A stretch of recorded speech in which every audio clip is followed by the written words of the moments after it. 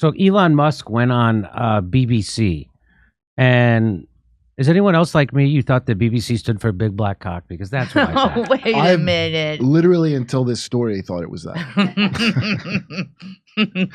I was really excited about the whole story, and it was a real letdown. Okay. I'm thinking about. Okay, so Elon Musk went on the BBC, and this was fun. Let's watch. But nonetheless, free speech is meaningless unless you allow people you don't like to say things you don't like. Otherwise, it's irrelevant. And if at the point at which you lose free speech, it doesn't come back. I think the issue some people have is that a lot of people were brought back. I mean, some people were brought back who were previously banned for spreading things like QAnon conspiracies. You have people like Andrew Tate who were brought back, who were previously banned for things like hate speech. Do you think So people who were banned for QAnon conspiracies were let back. So what about people who pushed Russiagate conspiracies? Were they let back? How about people who said it was a conspiracy to think that the COVID virus came from a lab instead of from a wet market? What about those people? Are they going to be banned now? So it's only the stuff that he doesn't like that should be banned. It's only the QAnon conspiracy he doesn't like. But Russiagate conspiracy is fantastic. You could say a raccoon dog, an old coon dog started the... Yeah, you could say a raccoon dog started the COVID-19 pandemic. You could say anything. You could say that natural immunity is a hoax. You could say that too. Those people are let back on. You could say that masks actually work. You could say lockdowns work. You could say all that stuff, and they're going to get let back on, even though we now know that was all made up misinformation. And it also caused way more harm than QAnon did. Way more harm than. That's a great point, Kurt. And so they just have their fetishes that they want to have censored. But again, it's funny how they all talk about QAnon. They never talk about Russiagate, which was an even bigger conspiracy theory. And it was dumber. If that's possible, it was dumber. Okay, here we go. prioritize freedom of speech over misinformation and hate speech? So so I guess this is the argument, Kurt, is that people are upset that he's prioritizing at Twitter, Elon Musk, or people who agree with his ideas about free speech, which I do, that you are prioritizing free speech over misinformation and hate speech. So what he's saying is, hey, everybody's for free speech in theory until you say something that's mean, and then we have to ban you. You know, the main reason we have freedom of religion is to protect that kind of speech. That's exactly right. Like, there's a whole reason that's right. Like precious, because, you know, it's part of the great and worst thing of America is that. But that's right. Yeah. And as Noam Chomsky taught us, if you're not for this freedom of speech for people who you violently oppose and people who disgust you, then you're not for freedom of speech. Now, I'm paraphrasing Chomsky, but if you want us not to have that, this is just from a practical level. Like, if I was pulling the levers of this, you're not going to ban speech and let people keep all their guns. That's a disaster. Do you understand? Like, hey, say it with a gun. That's the society that you create with that, where everybody's armed and we can talk. That's why you want the speech, because hey, let's talk and take our hands off the trigger. That's what it was about. That's the whole idea. So here Elon comes back. Well, who's to say that something is misinformation? Who is the arbiter of that? Is it the BBC? You're literally asking me? Yes. Well, no, you literally asking? What do you mean? You're literally asking me? You mean he's asking you? Because you're the representative of the BBC and you are taking the moral high ground with him right now. So he's going to kick your moral high ground legs right out from underneath you. And he's not ready for that. So now he's going to try and obfuscate and try to dodge this. So let's watch. So that, by the way, that is the question, Kurt. That's always been the question. Who decides what's misinformation and what's not misinformation? The people who were deciding a couple years ago said natural immunity was a hoax. They lied about herd immunity. They said masks. They said lockdowns. They said it stopped transmission. They said it stopped contraction. They said all these things that were misinformation, and but the people in charge were decided that it wasn't. So again, who gets to decide? That's why you're supposed to have free speech. And he gets to it, by the way. He's going to get to exactly the point. You are the arbiter on Twitter because you own Twitter. Yes, I'm saying who is to say that one person's misinformation is another person's information? The point at which you said that there is this is misinformation. Like, who is going to decide that? You accept that misinformation can be dangerous, that it can cause real-world harms, that it can potentially cause. Yeah. So the point I'm trying to make is that like the misinformation about ivermectin and hydroxychloroquine. You mean that kind of misinformation? Those lies told by big pharma-funded corporations? But he's going to get to it. I shouldn't have stopped it. BBC itself has, at times, published things that are false. That's right. Do you agree that that has occurred? I'm quite sure the BBC have said things before that turn out to not be true. Correct. It's funny to watch the journalist start to sound like a politician, isn't it? As soon as he's asked a direct question that pops the bubble that he's living in, he starts stammering and obfuscating and talking around the question. You're literally asking me, and now he's stammering. I'm sure in the last 100 years, something might. No. You know that they covered up for Jimmy Savile. It's well documented. I think by the BBC. They lie about every war. Yeah. They've lied about the Syria war, Libya war, Iraq war, the Afghanistan, now this Ukraine. They're lying about every war. Okay, here we go. Whatever it is, 100-year history, I'm quite sure. Yes. Even if you aspire to be accurate, there are times when you will not be. Right, but I think in the grand scheme of things, the BBC does aspire to be accurate. So what he's saying is that, well, when the BBC gets things wrong, we let you correct it. And even if you don't correct it, sometimes we still don't kick you off of Twitter. We don't silence your free speech. Nobody stops your ability to publish, even when you get things wrong and you don't correct it. Okay. Except there has to be a line in terms of hate speech. I mean, you're not looking at total 100% unrestricted speech. I generally am of the opinion that if the people of a given country are against a certain type of speech, they should talk to their elected representatives and pass a law to prevent it. So, for example, you cannot advocate murdering someone. That's illegal in the United States, everywhere, really, I suspect. So there are limits to speech. I guess taking your argument to a logical conclusion then. So that's the exact answer. If there's people in the United States have a problem with certain type of speech, they should pass a law to ban that type of speech. Well, I was going to bring that up in the beginning when he goes, you're prioritizing free speech over. Yeah. Like, we have a constitution with that. Right. I know you don't have that. I'm prioritizing the Constitution. Yeah, right. Yeah. Well, as the great Prince Harry said, it's what did he say? It's mental. Him talking about how crazy it is. Oh, did he? Yeah, I don't remember. He maybe just said crazy. I'm thinking of a cliche British accent, but he thought it was crazy that we have free speech. We look at it as a bedrock principle, and he still said it's something that's crazy. They don't have free speech in Canada either, eh? No, that was those human rights tribunals. The lady who ran it, she said that's an American concept. Yes, that's a quote of hers. I'm all for it. By the way, here we go. You accept that there's more misinformation on the platform if it's not being policed in the same way. I actually think there's less these days because we've eliminated so many of the bots which were pushing scams and spam.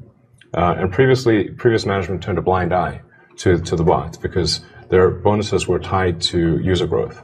And if your compensation is tied to user growth, well, you're not going to look too closely at some of the users. That's part of the problem. So I think we've got less misinformation because we don't have the bot problem that we used to do. And we also have given a lot of attention to community notes, which corrects, with community itself, corrects misinformation. It's been very effective. I would only just add that, we have spoken to people who have been sacked that used to be in content moderation, and we've spoken to people very recently who were involved in moderation, and they just say there's not enough people to police this stuff, particularly around hate speech in the company. What hate speech are you talking about? I mean, you use Twitter, right? Do you see a rise in hate speech? I mean, But just a personal anecdote, like what do you? I don't. Personally, my For You, I would see I get more of that kind of content, yeah, personally. But I'm not going to talk to...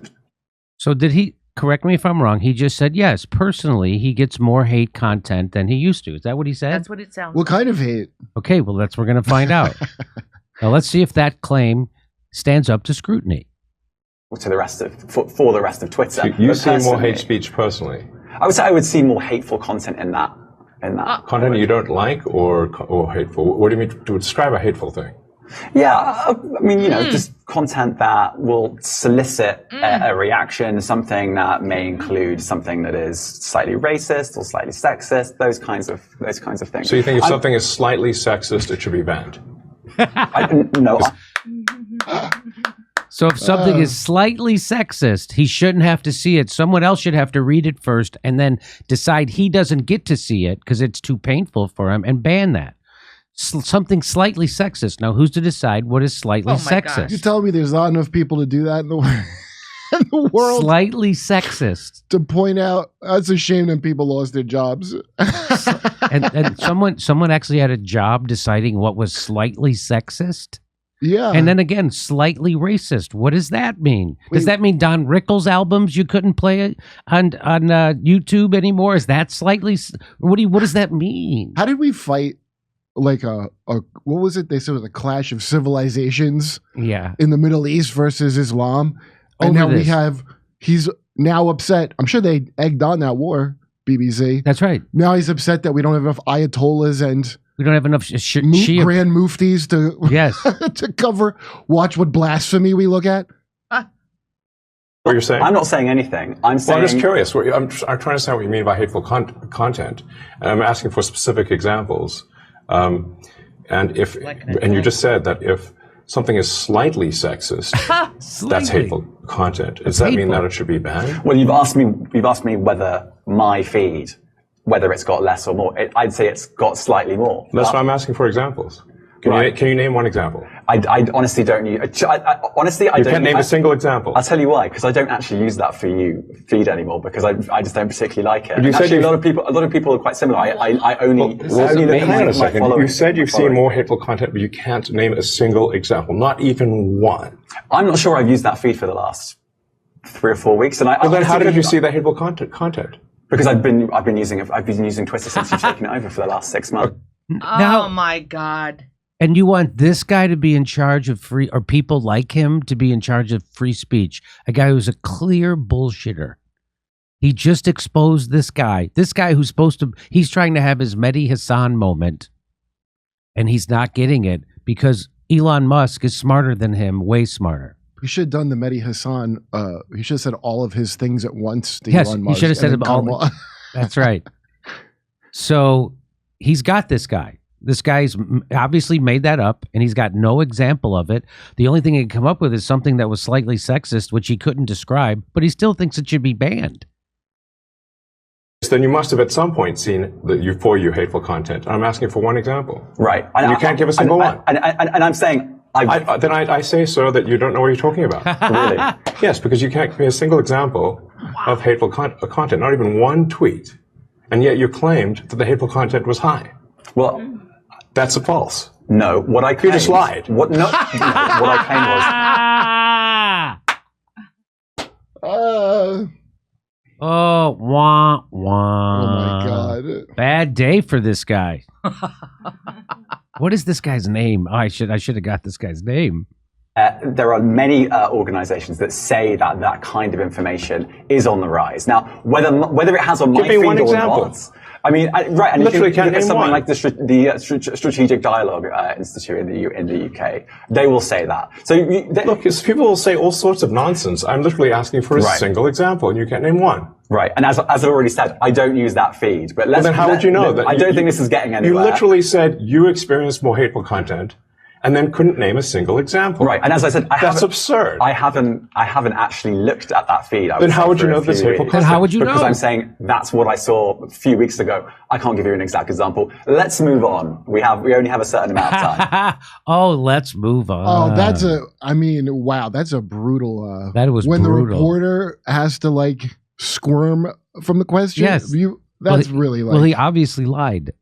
And then he goes, well, there's these organizations say what is that it? The strategic I'll guarantee you that thing, whatever that strategic dialogue research.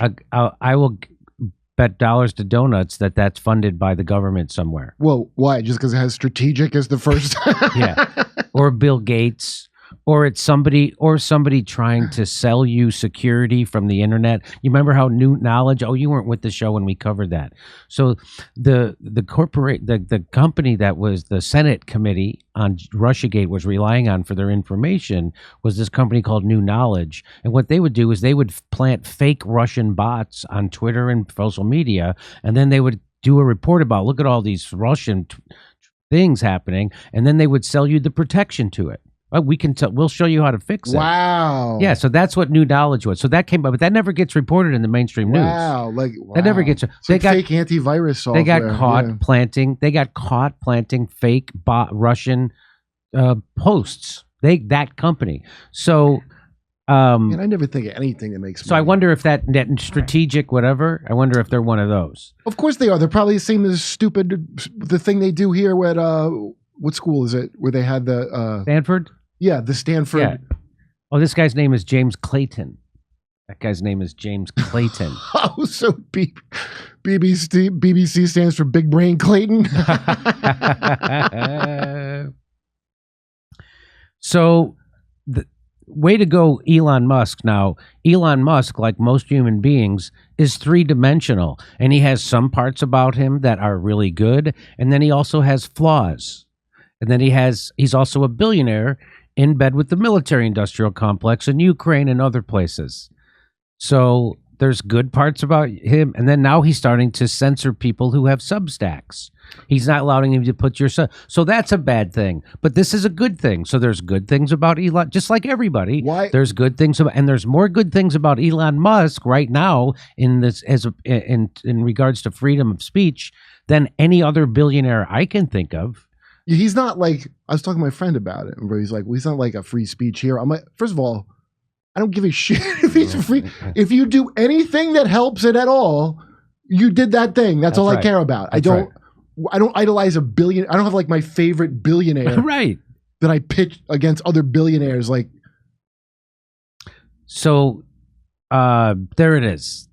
He totally dismantled that guy. And again, I want to remind people that people like this who want social media people like that to censor hate speech because it to protect marginalized communities and black and brown people that's a bullshit argument. That's a ruse to get you to go along with censorship because it's protecting people. Can you ever remember a time I'm going to paraphrase RFK Jr. when he was on this show. Can you ever remember a time in history when the people doing the censoring were the ones actually trying to protect people? Were they the ones actually the good guys? Can you ever look back to a problem in history where censorship solved it? So, no, the answer to all those things. So, you're on the wrong side if you're for social media censorship under the guise of protecting gay people or trans people or black people or brown people or obese people or any people. Censorship doesn't help. Censorship creates a backlash. Now, look what's going on with the. Anyway, we'll get with that. That's another subject. But there it is. Good for you, Elon. And I was cheering for him when he did that. And our pal Clayton from the BBC revealed that that's what happens to a corporate journalist. That's what they are. They just repeat propaganda. And he lied. And he called him out right to his face. You just lied. The reporter lied. You know, of course, that should be the headline. Let me tell you what separates Mehdi Hassan from this open micer. Mehdi Hassan prepared. That's right. His ambush, and he was ready. He knew what the fair argument was and had the right. And knew how to get around it. Yeah, this guy didn't even know he was lying about. He barely looked into this. He just thought that he got him. Everybody agrees with me. Everywhere that reporter goes and he says this stuff about Elon Musk and Twitter and censorship, everywhere he goes, everybody agrees with him. Like, of course that's right. Because he's in a bubble. I think British press is even worse than They're here. horrible. Yeah. I mean, for many years they've been known. They're horrible. We've showed you that. So somebody starts to tell the truth about war on BBC, and they immediately cut them off, just like here. All right, so then here's the next part. So Elon Musk sits down with this BBC reporter, and he's already kicked his ass. Elon Musk has already kicked his ass about hate speech and censorship, and he caught this guy lying. He's already caught this guy lying. So now this guy wants to move on to COVID. That is like if you're falling out of a plane like in a Looney Tunes and you pull your parachute and forks and knives come out. Yeah. We're telling jokes in Nashville, Honolulu, Los Angeles, Northampton, Massachusetts, Syracuse, Cohoes, New York, Hartford, Connecticut, Baltimore, Chicago, Rosemont, San Diego, and more. Go to jimmydore.com to get a link for all those tickets. Plus, you can watch my new special, COVID Lies Are Funny.